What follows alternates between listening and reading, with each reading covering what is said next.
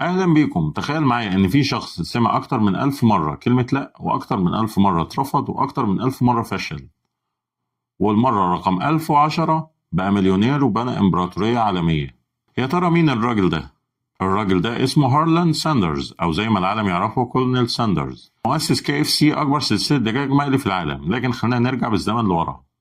سنة 1952 هارلاند كان عنده 62 سنة، مفلس متقاعد وعايش على معاش $105 شهريا، وعنده وصفة دجاج مقلي بيحبها. قرر يعرضها على المطاعم، واحد ورا التاني، كل واحد يقول له لأ شكرا. تفتكر كم مطعم رفضوا؟ 10، 20، يمكن 100، لكن أكتر من 1000 مطعم رفضوا. وعشان كده النهاردة هنتكلم عن الحقيقة اللي محدش بيقولها: كل نجاح بتشوفه تحته جبل من الفشل مش باين. أنا إسماعيل أحمد، ودي قناة الجانب الرمادي. يلا بينا نبدأ.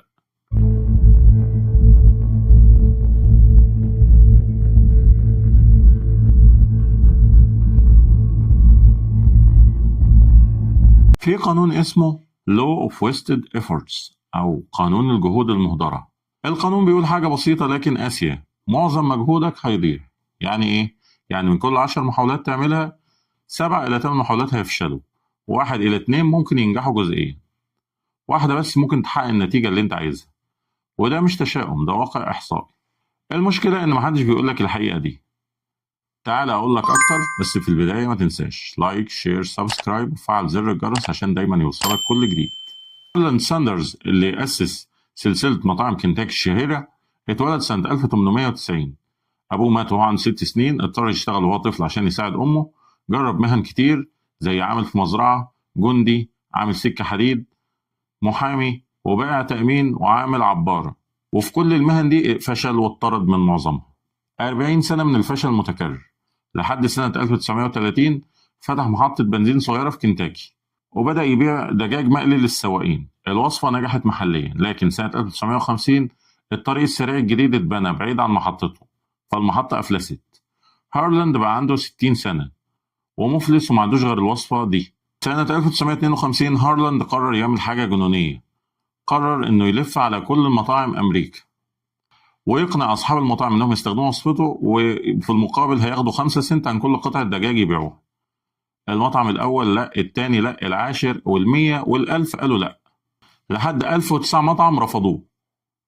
تخيل معايا راجل بقى عنده 62 سنة بيسمع لأ أكتر من 1000 مرة، وكل يوم يصحى ويختار إنه يكمل، لأنه عارف حاجة واحدة: إن معظم المجهود هيضيع لكن مش كله. المطعم رقم 1010 في سولت ليك سيتي في يوتا. صاحب المطعم جرب الدجاج وقال له ده أحسن دجاج دقته في حياتي، ووافق على الصفقة. وبعدها المطعم التاني وافق، والتالت والعاشر. بعد 5 سنين هارلاند كان عنده 600 مطعم بيستخدموا وصفته. سنة 1964 باع الشركة ب 2 مليون دولار، يعني حوالي 20 مليون دولار بقيمة النهاردة. النهاردة KFC عندها أكتر من 25 ألف فرع في 145 دولة. كل ده حصل لأن راجل عجوز رفض يستسلم بعد 1009 محاولة فاشلة. كولونيل ساندرز قال مرة: I made a resolve then that I was going to amount to something if I could, and no hours, nor amount of labor, nor amount of money would deter me from giving the best that there was in me. يعني قررت إن هبقى حاجة مهمة مهما كان الثمن ومش هستسلم. لكن الحقيقة اللي ما قالهاش إن معظم مجهوده راح حضر، وإنه نجح بعد أكتر من 1000 محاولة. تعال أقول لك ليه محدش بيتكلم عن الجهود المهدرة. السبب في حاجة نفسية اسمها انحياز الناجحين، وتعالى أحكي لك قصة تفهمك الحكاية. في الحرب العالمية الثانية، إبراهام والد، عالم رياضيات، اتطلب منه إنه يحلل الطيارات اللي راجعة من المعارك، لأن معظم الطلقات كانت في الأجنحة والديل. فالجيش قال يبقى ندعم الأجنحة والديل. إبراهام قال لأ، دعموا المحرك والقمر. ليه؟ لأن الطيارات اللي اتضربت في المحرك ما وصلتش أصلا، اللي أنت شايفه هم الناجين وبس. هي نفس الفكرة دي مع النجاح، أنت بتشوف بس الناس اللي نجحت، مش الآلاف اللي فشلوا ووقفوا. ده بيخليك تفتكر إن النجاح أسهل مما هو عليه، وبيخليك ما تتوقعش الفشل الطبيعي. العلم فيه استراتيجية اسمها تريل اند ايرور، أو المحاولة والخطأ، ودي الطريقة الطبيعية للتعلم عند كل الكائنات الحية.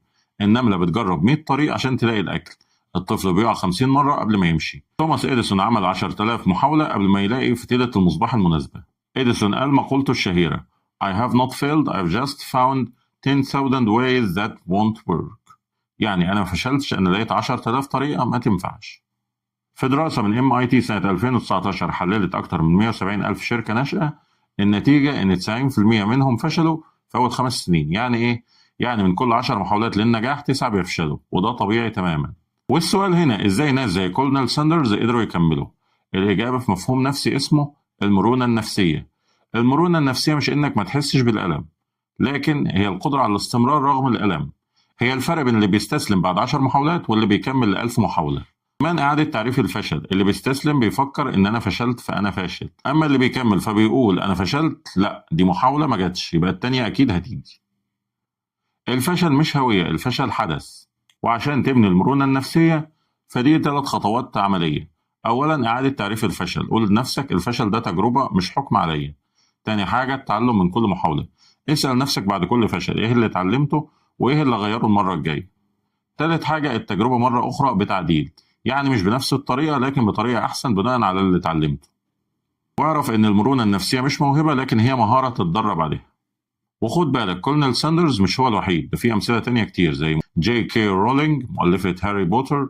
12 دار نشر رفضت المخطوطة الأولى لكتابها، كانت أم عازبة فقيرة ومكتئبة، والنهاردة هي أول كاتبة ملياردير. والت ديزني اتفصل من جريدة لأنه ما عندوش خيال كفاية وأول شركة ليه أفلست. النهاردة ديزني أكبر إمبراطورية ترفيهية في العالم. ستيفن سبيلبرج اترفض من جامعة السينما 3 مرات، اشتغل في وظائف عادية لسنين، والنهاردة من أعظم مخرجين السينما. مايكل جوردن اتشال من فريق المدرسة الثانوية وقال فشلت مرارا وتكرارا وده سبب نجاحي. الحقيقة إن كل نجاح تعرفه فهو اتبنى على أطلال آلاف المحاولات الفاشلة. طيب إيه اللي نتعلمه من كل القصص دي؟ إن الدرس الأول توقع الفشل وخطط ليه. يعني الفشل مش استثناء، الفشل هو القاعدة لكن النجاح هو الاستثناء. عشان كده لما تبدأ أي مشروع أو أي حلم قول لنفسك معظم محاولاتي هتفشل وده عادي، ده مش تشاؤم، ده واقعية بتحميك من الإحباط. الدرس الثاني الفشل بيانات مش حكم، يعني كل مرة بتفشل فأنت مش بتخسر، أنت بتتعلم. يعني مثلا كولونيل ساندرز بعد 1009 رفض عرف إيه الحجج اللي بتنفع وإيه الأسلوب الأفضل وإيه نوع المطاعم المهتمة. الفشل مش نهاية، الفشل فيدباك بيعلمك. الدرس الثالث المثابرة مش عناد، المثابرة ذكاء. يعني في فرق بين الشخص العنيد والشخص المثابر. العنيد بيكرر نفس الغلط ويتوقع نتيجة مختلفة، أما المثابر بيجرب وبيتعلم وبيعدل وبيجرب تاني. يعني كولونيل ساندرز ما كانش بيقول نفس الكلام لكل مطعم، كان بيتعلم من كل رفض ويحسن أسلوبه. إذا المثابرة محاولة زي التعلم زي التعديل زائد محاولة تانية. في النهاية قانون الجهود المهدرة مش قانون محبط، ده قانون محرر، لأنه بيقول لك مش كل محاولة لازم تنجح وده عادي تماما. لأن ببساطة كولونيل ساندرز كان ممكن يستسلم بعد 10 محاولات، بعد 100، بعد 500، لكنه فهم حاجة واحدة، إن معظم مجهود هيضيع لكن مش كله، والجزء اللي مش هيضيع ممكن يغير حياتي. لو أنت عندك فكرة أو مشروع أو حلم وخايف تبدأ أو بدأت ولسه مفيش نتيجة، افتكر كولونيل ساندرز وافتكر إن الطريق للنجاح مرصوف بالفشل، وإن كل لا بتقربك من أيوة. معظم مجهودك هيضيع لكن مش كله، واللي مش هيضيع يستاهل كل الألم. في النهاية افتكر دايما فهمك لنفسك هو أول خطوة للتغيير، والوعي هو مفتاحك لكل خطوة جديدة. ولو عجبتك الحلقة ما تنساش لايك شير سبسكرايب وفعل زر الجرس عشان دايما يوصلك كل جديد، وأشوفك في رحلة جديدة جوه عقلك.